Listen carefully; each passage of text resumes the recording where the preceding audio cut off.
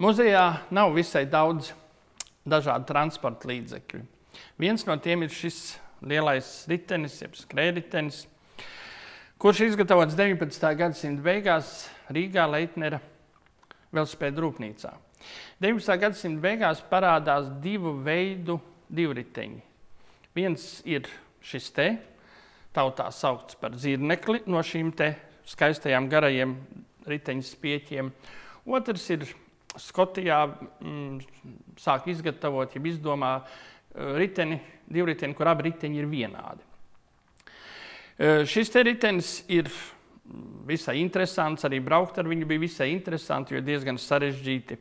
Uz viņu var uzkāpt tikai augšā gaitā, uzliekot kāju uz šo mazā pakāpienu un tad lecot gluži kā zirgā.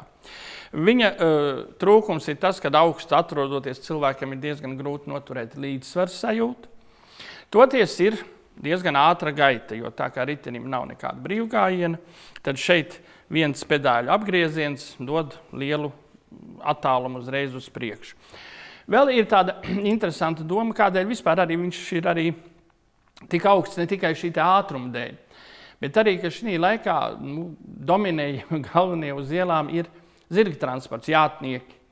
Tad, ja mēs šo te riteņbraucēju noliktu kaut kur zemu, kā tas ir mūsdienu divriteņos, tad transporta plūsmā viņš būtu grūti pamanāms, ja viņš būtu zirgam kaut kur zem vēdera. Un sakrā šis te riteņbraucējs jau ir apmēram tādā pašā augstumā kā jātnieks, līdz ar to viņš ir pamanāmāks. Varbūt arī tas viens no iemesliem.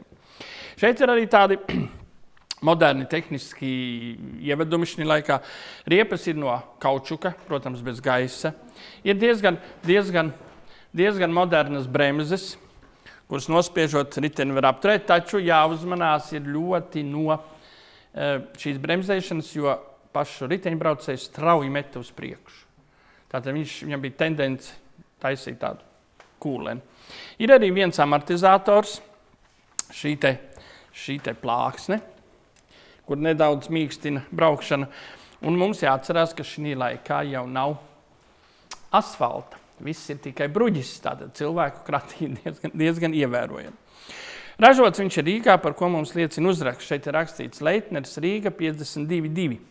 Tas nozīmē, ka šī sērijā ir bijuši vismaz 52. Varbūt vairāk, vēl divriteņi. Mēs skaidri zinām, ka 52 noteikti. Brauca kā vīrieši tā sievietes.